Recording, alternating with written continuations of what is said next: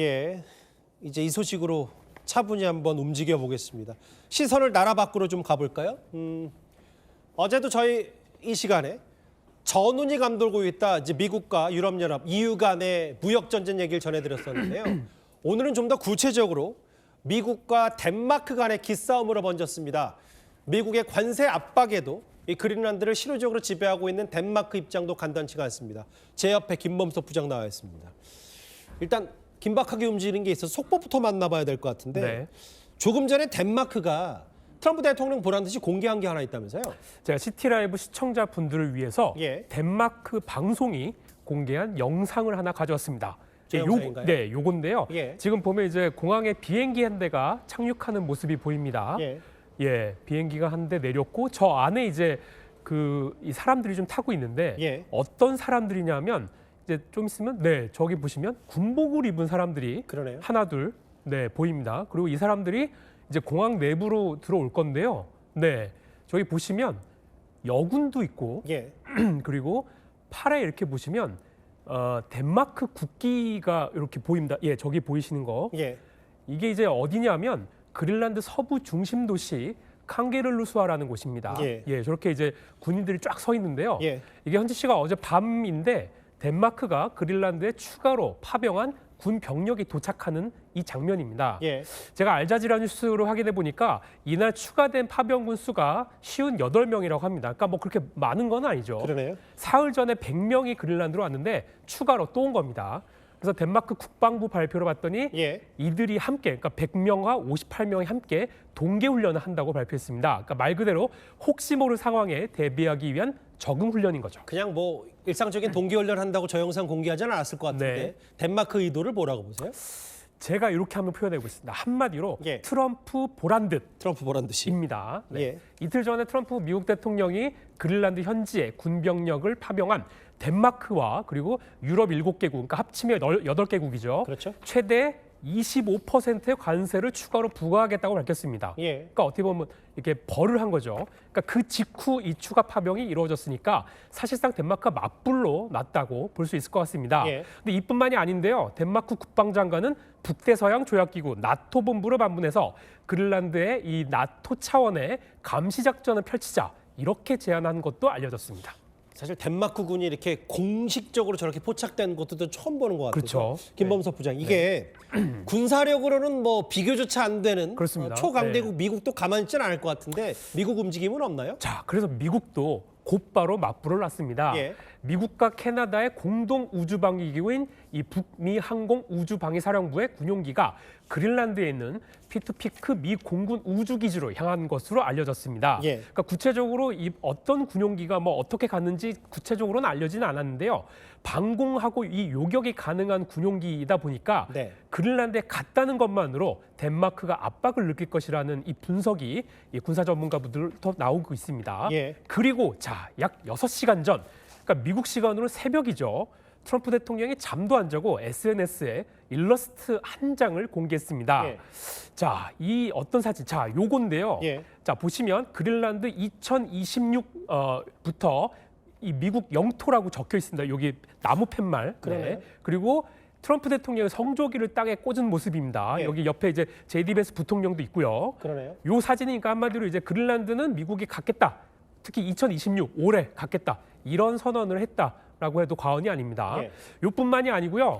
잠시 뒤에는 또 어떤 사진을 공개했냐면 지금 보시는 여기 보면 백악관인데 어허, 예. 지도 보면 캐나다랑 베네수엘라가 저렇게 미국 성조기로 뒤덮여 있죠. 예. 요 사진인데 이거를 유럽 정상들 저기 뭐 영국 총리도 보이고 이걸 백악관에서 회의하는 모습 요걸 공개했습니다. 근데 이게 모두 실제가 아닌 뭐 AI로 제작된 것처럼 보입니다.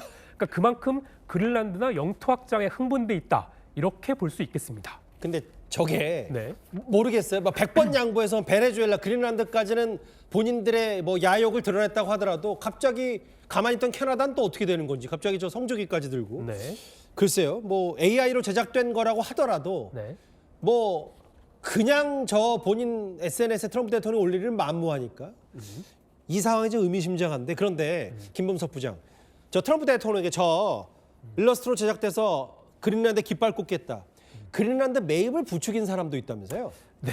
이게 오늘 굉장히 화제였는데 예. 바로 화장품 브랜드 에스티로더의 창업자 아들, 그러니까 후계자죠. 로널드 로더라고 합니다. 예. 요거는 정말 새롭게 알려진 사실인데 우리한테도 익숙한 트럼프 일기 때 국가안보 보좌관을 지냈던 존 볼턴이 밝힌 건데요. 예.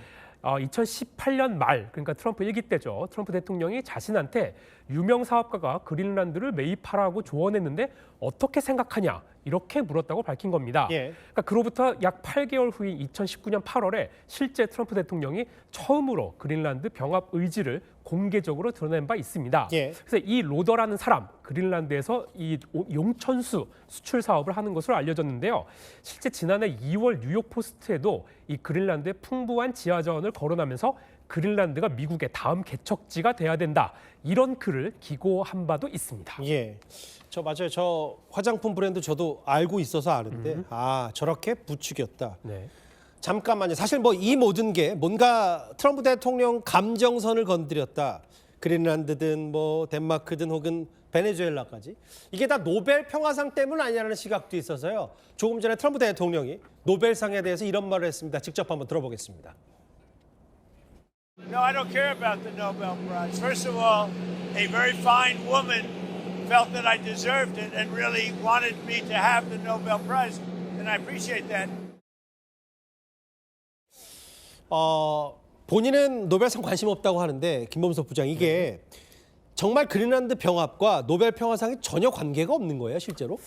자, 이게 참 굉장히 애매한데요. 예. 우선 노벨 평화상은 스웨덴이 아니라 노르웨이 이 노벨 평화위원회가 선정을 합니다. 예. 그런데 최근 트럼프 대통령이 이 노르웨이의 총리에게 편지를 보낸 사실이 알려졌습니다. 이게 논란이 좀 되고 있는데요. 예. 편지 내용을 보면 자, 내가 8개 이상의 전쟁을 끝내는데 노벨 평화상을 못 받았다. 이러면서 나는 더 이상 순수하게 평화만을 생각할 의무를 느끼지 않는다라고 예. 적혀 있습니다. 근데 문제는 예. 그 다음 부분입니다. 자, 우리가 그린란드에 대해 완전하고 전면적인 통제권을 가지지 않는 한 세계는 안전하지 않다라고 언급을 한 겁니다. 그러니까 노벨 평화상을 못 받은 것이 그린란드 병합의 명분이라는 식으로 얘기를 한 겁니다. 그래서 미국 민주당이 트럼프 정신 상태가 우려된다 뭐 이런 얘기까지 했고요. 예. 이런 상황으로 이득을 보는 거는 중국과 러시아라며 이 맹비난을 하기도 했습니다.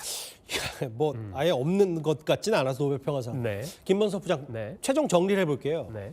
이게 어쨌든 뭐 아까 그 미국 성조기를 미국 본토뿐 아니라 뭐 캐나다, 그린란드, 베네수엘라 이렇게 해서 그렸던 그 백악관 사진뿐만 아니라 이렇게 막무가내 일방 정책 네. 이런 게 우리 정부한테도 미칠 영향이 만만치가 않을 것 같은데요. 자, 그렇습니다. 이게 이제 남의 일이라면 괜찮은데 예. 오늘 그 트럼프 대통령이 갑자기 팔레스타인 가자 지구의 전쟁 종식을 위해서 예. 평화위원회를 만든다고 발표했습니다. 그러면서 60개국의 초청장을 발송했고, 근데 이게 우리 정부한테도 보낸 것으로 알려졌습니다. 예. 외교부 당국자한테 제가 이제 물어보니까 정말 그 최근에 초청된 것이 맞다라고 했습니다. 아, 그런가요? 예. 네, 그래서 우리나라 진짜 어떻게 할 거냐를 물었더니 어떤 나라들이 참여할지를 보고 최종 결정하겠다 이러면서 신중한 반응을 냈습니다. 근데 이게 문제는요, 예. 단순한 제안이 아니라 살벌한 초청이라는 겁니다. 살벌한 초청? 네, 일부 국가의 상임이사국 지위를 주겠다면서 우리 돈으로 1조 5천억 원에 달하는 돈을 요구한 것도 알려졌는데 이게 이제 예. 위협적인 거죠. 예. 사실 거절도 쉽지 않습니다. 실제 마크롱 프랑스 대통령 사례가 있는데요.